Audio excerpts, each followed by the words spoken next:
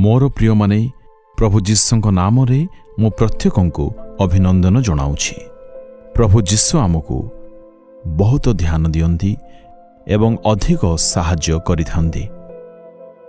केही केही कहंती जीवन रे बहुत कष्ट संकट रहिछि, मु कंटार एक पथरे चालुछि। कार्यक्षेत्र रे गृह रे बाहरे जो पटे मध्य मु जाए चतुर्पार्श्व रे बहुत कष्ट प्रभाव दबाव रहिछि। मोहर जीवन संपूर्ण कंटा मध्यरे रहिछि। ना आगो जाई पारुछि ना पछको जाई पारुछि, मु बिल्कुल कंटारे अछि। ए संबंध ईश्वरक वाक्य कौन कहे? जिहिजिकल 28 अध्याय 24 पदरे सेमानक मध्यरु कौनसी लोक सेमानंकर 16 जनक कानकोली कंटा अथवा व्यथादायक कंटक आउ नहिब। आपण ए दिन मानकरे जदि देखिबे दुनिया को लोक माने कंटा परि जीवन बिताउछन्ति। एही कंटार अर्थ श्राप। जेतेबेले परमेश्वर दुनिया को सृष्टि कले से कंटा गछ उत्पन्न करि नाहंती। सुंदर गछ सबु नदी नाळ वृक्षलता सुंदर तरु पहाड़ पर्वत समुद्र से सृष्टि करथिले। जेते प्रकृति आपण देखौछन्ती से सबरे कंटा से तैयारी कर नथिले। जेबे मनुष्य पाप कले दुनिया रे श्राप आसिला। ए श्राप सकाशु जगत रे कंटा गछ जात हैला। कंटार अर्थ अभिशाप। लागुछि मो जीवन कंटा मध्यरे रहिछि।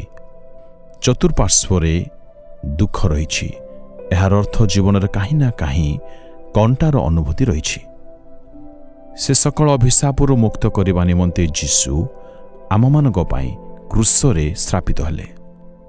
एणु एथि निमंते आममानकु कोन करिबाकु पड़िबो? एठार आमे माने ईश्वरक आज्ञा सकल को लिखिछु देखिबा। पुरातन नियम रे परमेश्वर आपणार भक्तदास मोसांक द्वारा लोकमानक पई 10 गोटी आज्ञा को से उल्लेख करि दैथिले। किंतु प्रभु जीशु ख्रीष्ट जेबे जगत को आसिले से 10 गोटे आज्ञा को नहीं से सब को 2 गोटे आज्ञा ने परिणत कले। प्रथमे आपणा सृष्टिकर्ता परमेश्वर को तुम्हे माने समस्त अंतकरण समस्त मन समस्त प्राण समस्त बुद्धि शक्ति दे प्रेम करिवो। आ द्वितीय आज्ञा एही प्रकार तुम्हे आत्मतुल्य निज प्रतिवासी को प्रेम करिवो। एही 2 गोटी आज्ञा जदि आम्भे माने नित्य पालन करिबा तेबे समस्त कंटा जीवनरु हटि जिवो।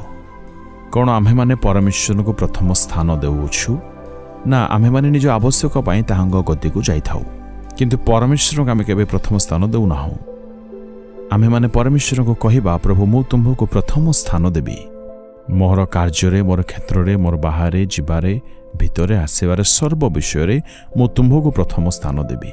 मो जीवन प्रथम विषय तुम्हें हेबो। आउ कौनसी विषय जीवन रे प्रथम रहिबो नाही। प्रभु केवल तुम्भ को जीवन रे प्रथम रे रखिबी। आउ कौनसी विषय जीवन रे प्राथमिकता हेबो नाही। प्रभु जीशुंग द्वारा दिया जाइथिबा द्वितीय आज्ञाटी एही प्रकार आम्भे माने आत्मतुल्य प्रतिवासी को प्रेम करिबा उचित। मनुष्य द्वारा मध्य अनेक समय रे अभिशाप आसीथिबार आम्भे माने देखिबाकू पाइथाउ। आपणको सकाशु जदि केही अश्रुपात करिछन्ते ताहा अभिशाप अटे। आपणको सकाशु जदि काहा हृदय आघात पहुँची अछि ताहा आपणक पई श्राप होई पारे। जदि आपण माने परमेश्वरंकु अंतररु प्रेम करिवे एवं अन्य मानंकु निज तुल्य प्रेम करिबा लगेबे समस्त श्राप जीवनरु संपूर्ण रूपे दूर हबो। अर्थात परमेश्वरंकु सबुठारु अधिक आम्भ मानंकु प्रेम करिबाकू पड़िबो। पुणी मनुष्य मानंकु मध्य करिबाकू पड़िबो। श्राप दूर हबो।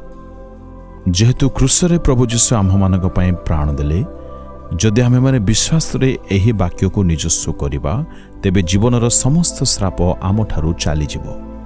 मोहर सासुमा मते बहुत ताड़ना करुछने मु किपरि तांको प्रेम करि पारिबी। मोर बहुत मते कष्ट देउछि मु किपरि भल पाइबी। मोहर ऊपर अधिकारी माने मते बहुत कष्ट दउछन्ते मु किपरि सेमानकु प्रेम करि पारिबी। प्रभुଙ୍କ लोक माने प्रभु जीशु ख्रीष्ट क्रूसरे प्रेम प्रदर्शन करिले। एपरी प्रेम जीशुंठारे ही आम्भेमाने शिखिबाकु पाऊ। एही प्रेम पाइबा निमंते प्रभुंठारे मु बहुत उपवास कली परे पाइली। मोहर शत्रु मानकु मध्य प्रभु मु प्रेम करिबाकु चाहे। जदि एपरी आपण प्रार्थना करिवे कौनसी श्राप आपणको जीवन रहिबो नाही। आ जीवन रे कौनसी प्रकारर कंटार अनुभूति सकल रहिबो नाही। प्रभु को कहिबा प्रभु जीवन कंटा सब दूर कर। प्रभु मु संपूर्ण निजको तुम्भ हस्ते समर्पण करुछि। अन्य मानंकु प्रेम करिबा निमंते मो ठारे प्रेम तुमे दियो। प्रभु तुम्भे जेपरि क्रूसरे रही व्यथा सह्य करी क्षमा करिलो मते मध्य तुम्भ परि स्वभाव दे दियो। प्रभु जीशुंको नाम रे मागिली। आमेन आमेन।